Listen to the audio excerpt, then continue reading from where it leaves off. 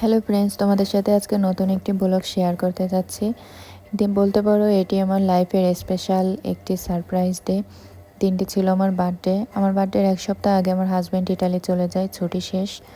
তো সন্ধ্যার সময় আমি তার সাথে ভিডিও কলে কথা বলছিলাম। হঠাৎ করে বাসায় কেক আসে। তো তাকেও আমি ভিডিও কলে দেখাচ্ছিলাম যে বাসায় কেক এসেছে, দেখো। বলো প্যাকেটটা খোলো। খুলে তো আমি পুরোই অবাক। আমি খোলার আগেও বুঝতে পারিনি যে এটা আমার কেক হবে। কেকে দেখে আমার নাম লেখা। তো তখন সে হেসে দিয়ে বলল যে পছন্দ হয়েছে।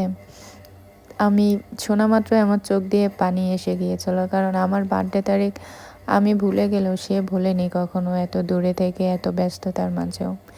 তারপর নিজেকে পরিপাটি করে একটু ছবি তুললাম, তার সাথে ভিডিও কলে সবাইকে নিয়ে কেক কাটলাম। আসলে রূপবতী গুণবতী হওয়ার থেকে ভাগ্যবতী হওয়াটাই ভীষণ জরুরি।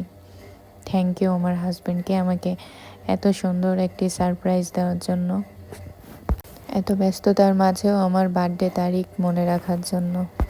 Thank you deer.